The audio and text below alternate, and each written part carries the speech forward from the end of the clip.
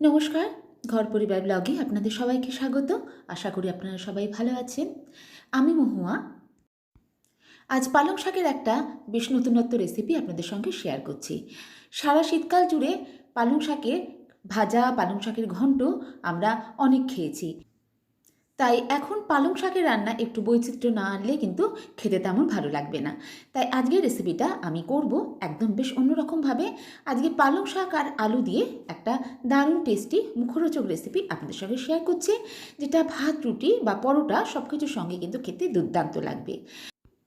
আমি এখানে একাটি পালং শাক নিয়ে নিয়েছি। পালং শাকগুলোকে ভালো করে ধুয়ে নিয়ে বেছে নিয়ে এবার পালং শাকগুলোকে কেটে নিয়েছি। এই রেসিপির জন্য পালং শাকগুলোকে খুব যে মিহি করে কাটবার কোনো প্রয়োজন আছে সেরকম নয়, মাঝারি আকারে কেটে নিলেই চলবে। কাটা পালং শাকগুলোকে এবার আমি একটা প্লেটে উঠিয়ে রেখে নিচ্ছি।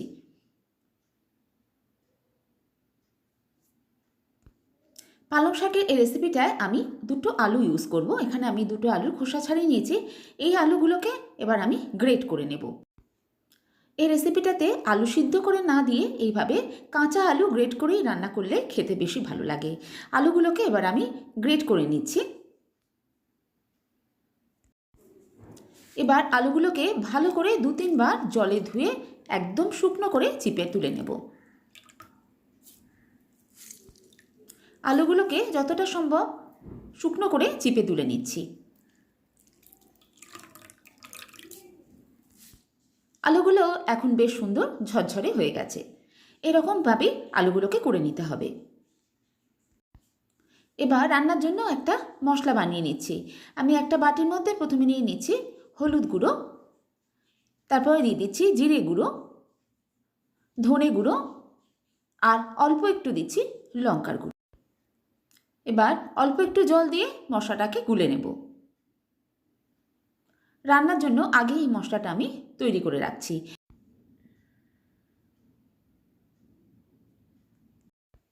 গ্রেট করা আলুটা এবার নিয়ে নিলাম। এর মধ্যে দিয়ে দিচ্ছি 1 মুঠো পরিমাণে পালং শাক, যে কুচি করে রেখেছিলাম সেটা এবার 1 মুঠো পরিমাণে দিয়ে দিলাম। সবটা এর মধ্যে দিচ্ছি না, খানিকটা দিয়েছি আর খানিকটা রেখে দিয়েছি, যেটা আমি রান্নায় পরে ইউজ করব। এবার এর মধ্যে দিয়ে দিচ্ছি অল্প একটু হলুদ গুঁড়ো, অল্প একটু লঙ্কা গুঁড়ো আর দিয়ে দিচ্ছি চাট মশলা। চাট মশলা যদি না থাকে এর জায়গায় আমচুর পাউডারও ইউজ করতে পারেন, এতে টেস্টটা ভালো আসে। আর দিয়ে দিচ্ছি আমি এখানে বেসন। বেসন আমি প্রথমে খুব বেশি দেব না, প্রথমে 2 চামচ বেসন দিয়ে মেখে দেখে নেব, পরে প্রয়োজন হলে আবার দেবো।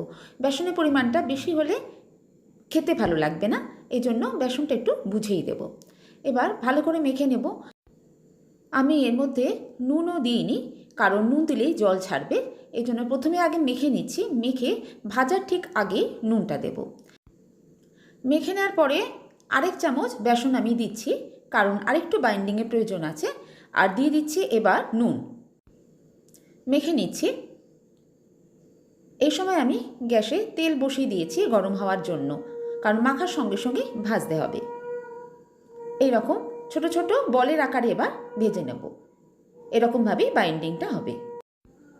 তেলটা গরম হয়ে গেছে। এবার ছোট ছোট বলের আকারে, বা আমরা যেভাবে বড়া বানাই ঠিক সেরকম আকার করে ছেড়ে দিচ্ছি।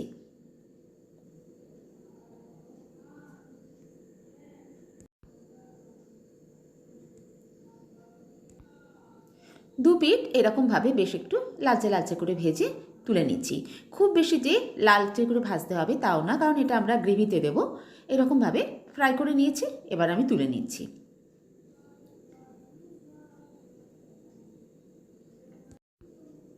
এবার আরেকটু তেল দিয়ে দিচ্ছি। ফোড়নে দিচ্ছি 2টো তেজপাতা, হাফ চামচের মতো জিরে, আর দিচ্ছি গোটা গরম মশলা, কয়েকটা ছোটো এলাচ, দারচিনি আর লবঙ্গ। ফোড়নটা কয়েক সেকেন্ড নাড়াচাড়া করে নিচ্ছি। ফোড়ন থেকে যখন বেশ সুন্দর গন্ধ বেরোবে, এবার এর মধ্যে দিয়ে দেবো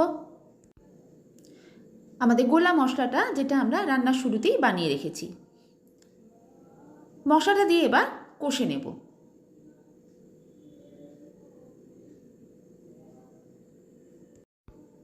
মশলাটা যতক্ষণ কষা হচ্ছে, এবার আরেকটা মশলা বানিয়ে নিচ্ছি। এখানে আমি নিয়ে নিয়েছি একটা বেশ বড় সাইজের টমেটো, আর নিয়েছি 1 ইঞ্চির একটা আদা, 2টো কাঁচা লঙ্কা, আর নিয়েছি 1 মুঠো ধনে পাতা, এবার একটা গ্রাইন্ডারে জার নিয়ে নিয়েছি, এখানে মশলাটাকে আমি পেস্ট করব। প্রথমে এর মধ্যে দিয়ে দিচ্ছি আমি 1 মুঠো পালং শাক। পালং শাকে যে অংশটা আমি রেখে দিয়েছিলাম সেটাই এবার এর মধ্যে দিয়ে দিচ্ছি। আর দিয়ে দিচ্ছি টমেটো, 2টো কাঁচা লঙ্কা, আর আদা দিয়ে দিলাম 1 ইঞ্চি পরিমাণে, আর 1 মুঠো ধনে পাতাও দিয়ে দিলাম। ধনে পাতাটা একটা দারুণ ফ্লেভার আনবে। এবার একসঙ্গে পেস্ট করে নেব।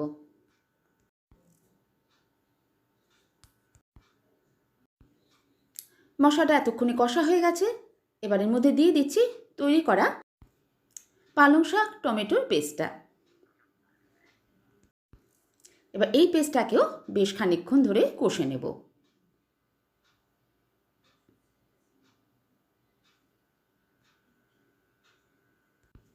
প্রায় 3 থেকে 4 মিনিট আমি পালং শাকের পেস্টটাকে ভালো করে কষে নিয়েছি।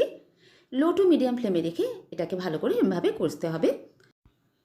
এভাবে কষে নেওয়ার পর এবার এর মধ্যে দিয়ে দেবো গ্রেভির জন্য জল। আমি গরম জল করতে বসিয়ে দিয়েছিলাম, এবার সেই গরম জলটা এবার এর মধ্যে দিয়ে দিচ্ছি। গরম জলটা দিয়ে একবার ভালো করে মিশিয়ে নেব। পালং শাকের এই রেসিপিটায় একটা গ্রেভি হবে, কিন্তু গ্রেভিটা বেশ ঘন হবে, সেটা বুঝেই জলটা দিতে হবে।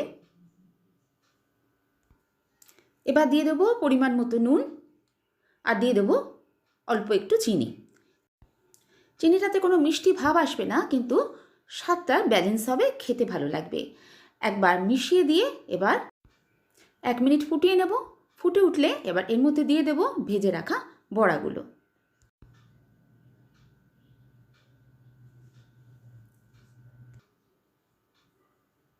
বড়াগুলো দিয়ে এবার 2 মিনিট আমি এটাকে রান্না করব, যাতে গ্রেভির টেস্টটাও বড়াগুলোর মধ্যে চলে আসে।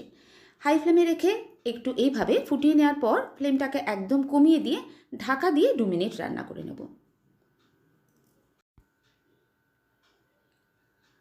বড়াগুলো গ্রেভিটা অ্যাবজর্ব করে এখন বেশ ফুলে উঠেছে, আর গ্রেভিটাও বেশ ঘন হয়ে গেছে। এই রকম ঘন গ্রেভি কিন্তু রাখতে হবে, এর থেকে বেশি পাতলা ভালো লাগবে না খেতে।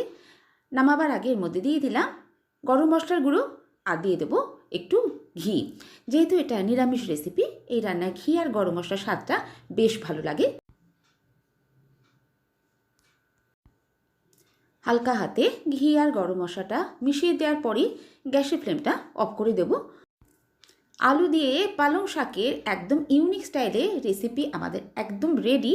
তাই গ্যাসের ফ্লেমটা এবার আমি অফ করে দিয়ে স্ট্যান্ডিং টাইমে 2-1 মিনিট রেখে তারপর গরম গরম সার্ভ করে দেব।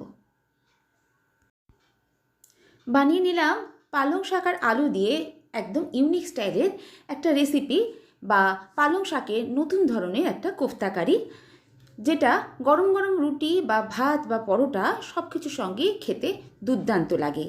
একঘেয়ে পালং শাক খেয়ে যদি বোর হয়ে গিয়ে থাকেন, তাহলে শীত যাবার আগে একবার বানিয়ে রেখে নিতে পারেন এই রেসিপিটা।